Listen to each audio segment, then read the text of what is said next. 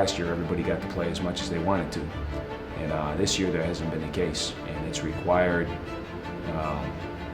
some guys accepting roles and understanding that, listen, it's about accomplishing something bigger, and if I accept my role and become great at it, we're going to become a better team in doing it.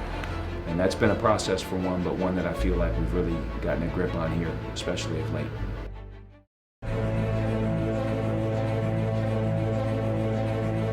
Time waits for nobody. You have to motivate yourself and others to win each and every day.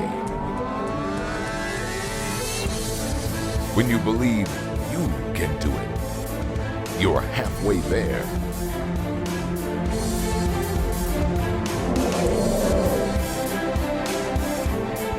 Hard work, perseverance, and patience will take care of the rest.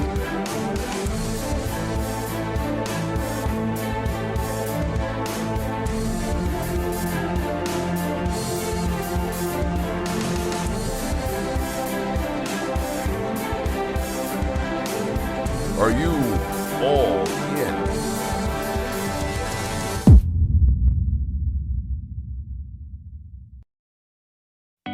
As the calendar turns to the most important month in college basketball, March, Ball State heads into postseason play with a share of the Mid-American Conference West Division, and with 19 wins, the third most improved team in the country in terms of overall record from last year to this year.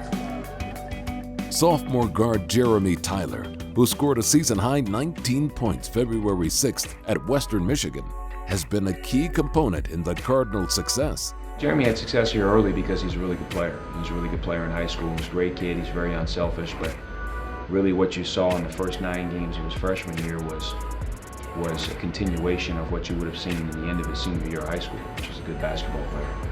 In the summer, I really worked out. I worked out with my grandfather, and we did workouts that were like college levels.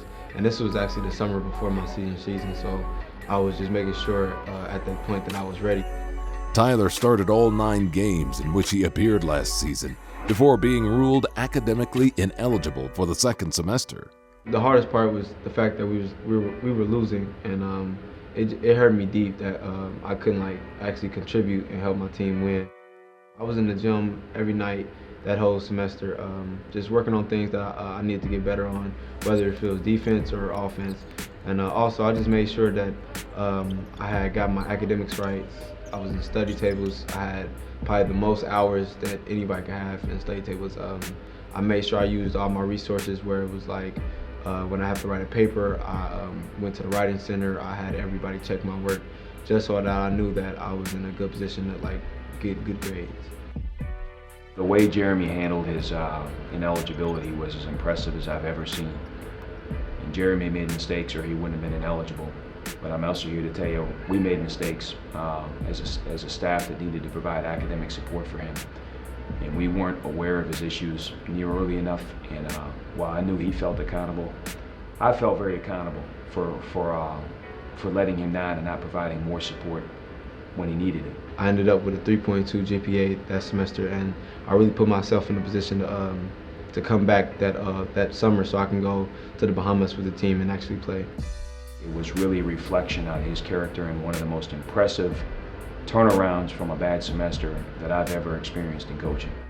I remember my first game back was in Bahamas, and Coach Whitford, he had told the media that he was really impressed with how I was playing, and that kind of built my confidence. Tyler entered March with 14 double-figure scoring games and shooting over 40% from three-point range, despite an early season shooting slump. I honestly, I didn't really take it serious when Coach told me that I wasn't shooting good, and it was just my pride saying oh, I can shoot, so I'll be fine. But then I just thought about it and said, maybe this is for the better. And so I got with Coach Peters. We've been shooting every day. Between he and Coach Peters, I think they've gotten 30 workouts in the last 40, 45 days of extra shooting, and it's really paid off. He's a guy that's never too high, never too low, and what you see on game days, what I get in practice, just a guy that gives a great effort. Things go well, he's not going to get too high. Things aren't going well, he's not going to get too low. He's going to stay consistent and work at it every single day. I try to be better than I was yesterday. So if yesterday I didn't shoot well, the next day I'm gonna try to actually make more shots than I made yesterday. If my defense wasn't good, I'm trying to get better on defense. It's just everything in my arsenal, I'm trying to perfect it. Ball State's road to the 2016 MAC tournament was strengthened by going 6-2 in the month of February. The month started with trips to Bowling Green and Western Michigan. You know, there's so many differences. Biggest one is the roster. You know, we just have more players. Players have really improved from last year, added some really valuable players, and we're just a deeper, more talented team. That's the biggest difference, and then we've certainly taken another step forward with our culture. More all in than we've ever been.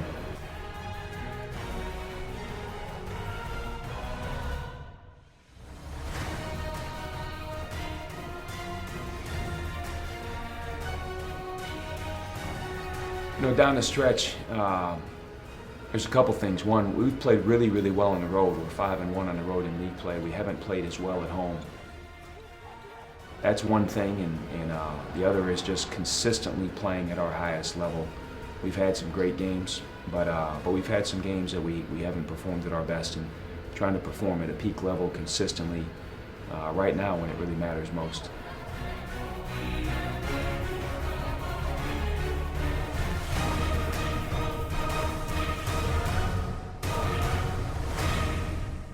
Senior Bo Calhoun scored 10 points and grabbed 10 rebounds in the win at Miami. The 6'6" forward averaged just under 3 points per game as a freshman and sophomore, but has emerged as one of the league's best players in his final 2 seasons. It's a journey even Calhoun questioned growing up. I wasn't supposed to make it out of South Bend. I wasn't supposed to get Division I scholarship. I wasn't supposed to graduate in 4 years. I wasn't supposed to be the man of the house. Yeah, I wasn't supposed to be here.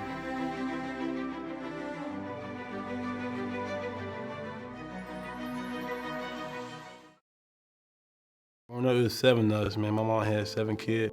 We all lived with my grandma in like a 3-bedroom apartment with 5 other cousins. I'm talking about living on floors. But it was fun though, 'cause we was all one group, like a pack. So we all went everywhere together. It was so fun, but it's like it was so stressful. Like getting one thing, you know, not getting like, you know, 2 pair of shoes, 1 pair of shoes a year, like, you know, stuff like that. But like, when I was living in a family shelter, like the school bus like literally picked us up in front of the shelter, all that. So like, you know, like kids, like, you know, I'm 12 years old, so kids gonna talk about you all the time, like, are you homeless? I remember like it was yesterday, like, man, you wear my shirt, my mom donate clothes to there, and like, you probably got some of my clothes on, you a bum, like stuff like that.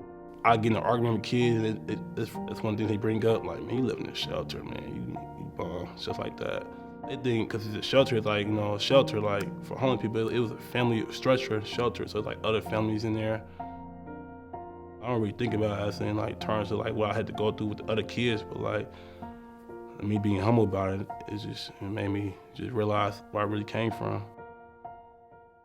Yeah, I did speech during my whole life. Like, I was in speech class, I was in kindergarten. It was fun then, but when I got to 7th grade, like, you know, you get the teens, they just made so much fun of me, man. I was like, I ain't getting that no more. So I stopped, like, from 7th grade all through high school, I didn't do speech no more. And last summer, coach brought it up to me, like, it probably could help me in my communication wise, so I just decided to do it again. And like me being more mature now to handle it, like, you know, knowing that it could help me in the long run in conversations and stuff. So I continue to do it for all summer and like all last semester. I don't want to be 30 years old having speech problems like in conversations, you know. We played, my coach told me to get rebounds. So he told me to get rebounds. And then we won the city championship, man. That's the first time I ever won something. I felt so good. And then like 8th grade, same thing, but I actually got better. And, like, my high school coach came to me like, I can help you get better. I was trying to play football, but our freshman team was so good, I didn't even play. So I just played basketball, and then like I played varsity. Like I was only freshman in varsity, and I started to feel good about that. Worked on my game every morning. I wanted to be good at, so I took it serious sophomore year. This one guy, he was like one of the coolest dudes. He was like, "Yo, man, take basketball serious, man." I was always tall, I was always skinny. Like, "Yo, take that serious." Hearing that from him, you know, like, I mean, it made me think. Like, it made me like really just focus on, you know, school and basketball more.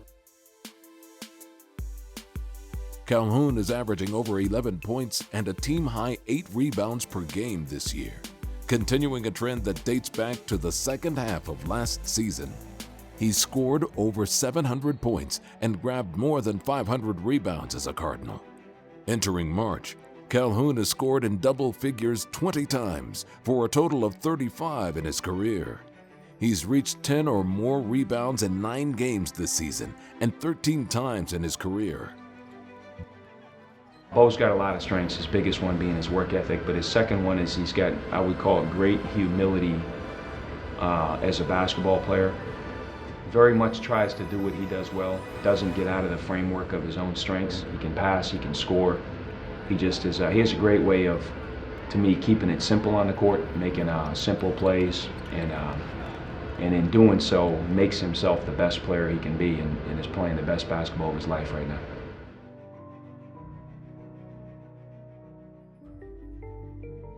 My last day, like, it's getting closer and closer. It hit me more like when Coach Grunt brought it up when we went to Bowling Green. He was like, "Yeah, but it's your last time being here." It's exciting and scary, man. Exciting though, because like it's new chapters and, you know, it's just a new beginning for me. You know, I never would have seen the Bahamas in my life. I never probably would have thought about going out of the country. So basketball like really changed me a lot. You know, I met like so many good people and like seen a lot of different places. None of my friends never been anywhere. Like all my friends just at home working. They got kids now. What's next? Good question. Wherever God points my way, you know, whatever direction He says is best for me, I always follow God's footsteps. So you know, if He got a plan for me, I'm just gonna go with that plan. If He's playing basketball, then I'm gonna go with it. If it's just something big that's a challenge for me, I'm gonna accept it.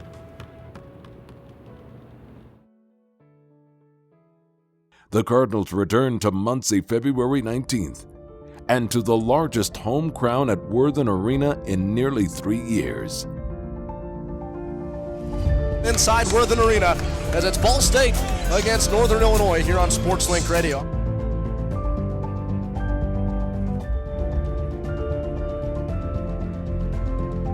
Jalen Key against Franco House. The ball is swiped up into the air. It's batted back in favor of Northern Illinois.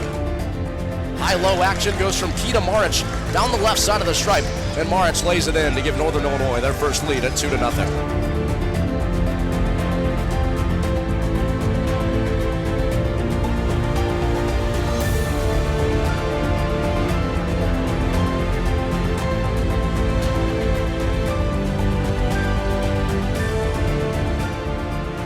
They look to push. Armstead pops a three from the left wing in transition, and it is pure.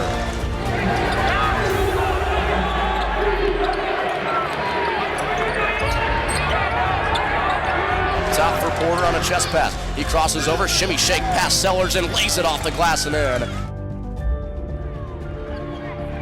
15-10, the Northern Illinois lead.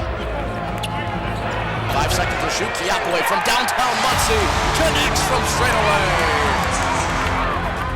Cross-court skip to Orris. Puts it on the deck with the right hand, shovels center of the floor for Baker, who cashes in a three from straight away. And Northern Illinois has the lead back at 23-22. Moses streaks down the right baseline and lays it in with the right hand. Taking the contact too. Strong finish against Mars by Trey Moses.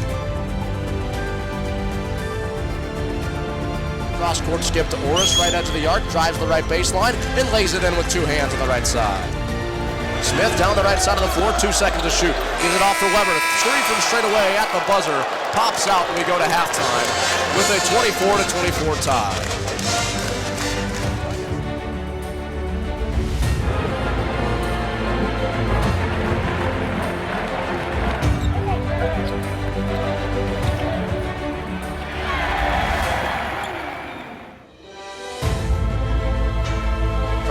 skip to Kiapway. Contested right wing three. And he drinks it home. Baker steams to the cup, lays it in with the left hand.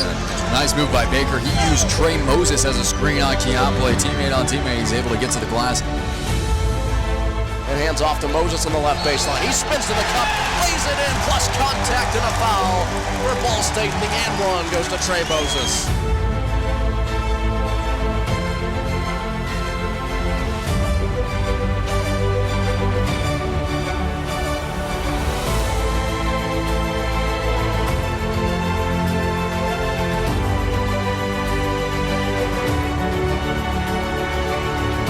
Seconds to shoot.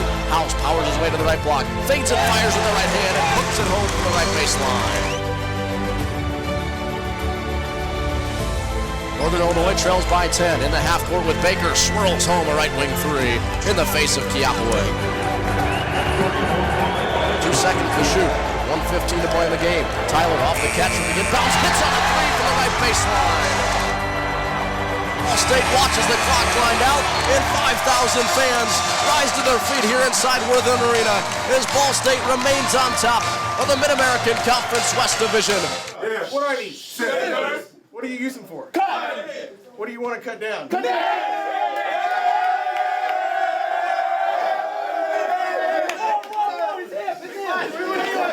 Nobody believes that you can do that. Yeah. Nobody believes you do.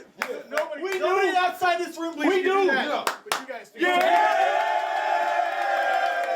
We've put ourselves in a position to accomplish some really special things, right? We've earned that right. We've earned that right. And what we owe each other is zero regrets. Zero regrets. Zero regrets, because we know we can look each other in the eye and say, Coach, I gave it my all. We did everything we were supposed to through the finish line. We gave ourselves a chance to accomplish what we dreamed of accomplishing. The way you handle that is Friday night poise, humility. Humility. Don't get any bigger than who you would have been in the fall, who you would have been in December and January when we were trying to put all this together. That's humility. During Ball State's success this season, there is one individual who goes unnoticed by many. Student manager Devon Eley. There are some words that really describe who I am and have certain meaning to who I am, but there are other words that have no effect on me.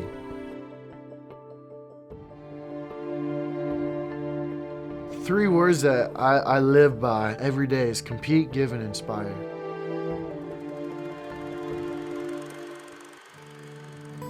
I came from a small town called Pittsburgh, Ohio. Really small town, really close-knit community. No matter if it was academically or if it was in sports, everything had a meaning to it because people around you, they genuinely cared about you and your well-being. It was a good community, very loving, very supportive of Devon. Everybody let him try everything and included him in everything. I have a support system in my family, and I have a support system in my friends that they lift me up, and in my community as well. They lift me up, and they're my crutch. To where if I fall, they're going to help pick me back up. They're not going to let me fall. Devon has spina bifida occulta. They took us down to Children's and they diagnosed him down there 3 days after he was born. There was a cord wrapped around his spinal cord. A tethered cord is what they call it, and it was restricting the nerves to go where they needed to go. All of that happened while pregnancy. It was very hard, first-time mother.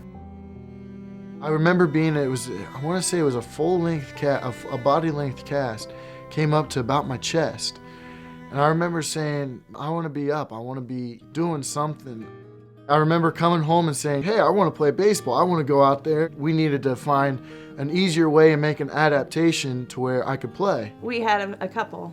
That was his coach, Mike and Carrie Fitzhands, and they took an old crutch of his and welded it and put a T-ball bat on one end and basically made it into a crutch bat. And he would hit, swing with one hand, and then put it down and run. My parents were just thinking how he's gonna hit it and then go get his crutches and go run to first base. And my grandpa had the idea to make a contraption. Really, it was until about the time I got to about 5th grade. And that's when I slowly had to stop playing. And at the time, I was kind of looking like, okay, what am I going to do? And that's when I became an ambassador for Children's. My name is Devon Eley. I live in Arkansas. Last year, I was chosen to be one of the ambassadors of Dayton Children's Medical Center. I feel very honored that I was chosen to represent all of the kids at all of the children's hospitals in Ohio. Thank you so much, Children's Miracle Network. Being selected, it gave me a chance to see so many people who were worse off than I was. I knew what I had and I knew what I was going through, but seeing what other people were going through and seeing the impact they could make on my life was just really eye-opening, I would say. I always had a love for sports, and it was like, well, I'm away from sports right now, and I just don't like that. So kind of going through my 6th grade year, I kept having one of my best friends, Travis, he kept coming up to me saying, Dad, come manage for us. I remember sitting with my grandpa at supper one night, and he told me a story about how he had been a manager in high school, and he said it was some of the greatest times of his life. I look back, and that's when my life really changed. Start managing basketball and never look back. It was Arcanum and FM, and it's a big rival, but a good rival. They're two wonderful communities that came together in several instances for Devon throughout his life, and was very thankful that it was that game. I remember kind of going in, normal game day stuff, I got my shirt and tie on, I'm dressed up. I always said shirt and tie, that's dressed for success, we're ready to go. I remember Coach kind of coming into the door at the gym and going, hey Dev, he goes, come here real quick, we need to talk to you. He takes me back in, we go into the locker room, and I remember looking up and I see 52 hanging on one of the lockers. He goes, what's your thoughts on getting in tonight's game? And I remember my first thought going, man, like you're joking, like this is something I've dreamed about, like, no, I'm not gonna really think this is actually happening. Just before the game, our pregame talk, Coach Myers told us that he was going to be dressing, and if the time came, he could get in. Coach is drawing up something, and I'm kind of just looking around, wandering my eyes around, just taking it all in, and Coach looks and goes, so Dev, you know what you're doing? And I was like, what? Wait, what are we doing? And he kind of went back through and he's like, you get the shot.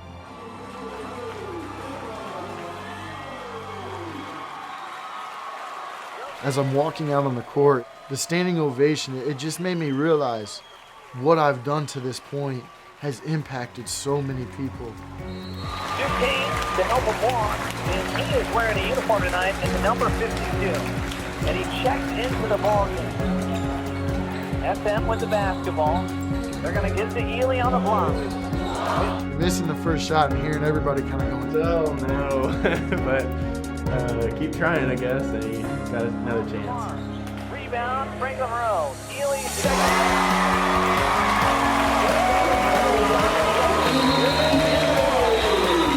I knew right away, as soon as I looked at Coach Myers in the eye, I was like, I got to give this guy a hug, and I remember kind of tearing up in that moment. I had been dreaming about that moment for more or less since I started managing basketball.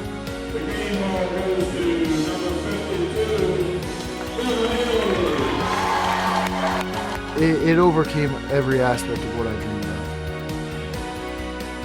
Devon inspires a lot of people around this community. He is my biggest hero. He's gone through a lot, and he doesn't show anything for it. I mean, he works hard. With being a manager in college, it was kind of one of those that started coming late my senior year. I had called to the basketball office here the summer going into my freshman year. I kind of more or less said, I have an interest in managing basketball. I want to be around the game. I've been around the game for so long, and it means so much to me that I don't want to be away from it.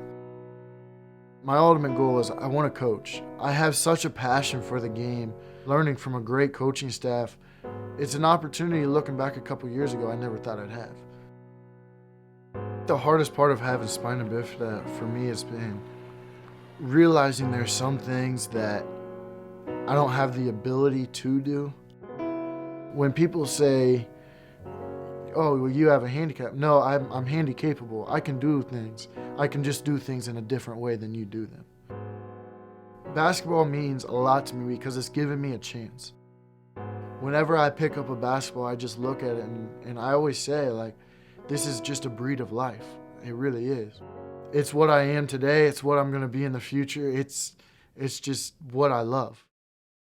The difference in culture, or why it's gotten better, is the buy-in from the players, the belief from them in what we do, them correcting each other, them coaching each other, them encouraging each other, them having an invested interest in the standards and the things that we hold dear, coming from them. That's a big difference than it always coming from me, and it feels like a player versus a coach versus everyone trying to accomplish the same goal.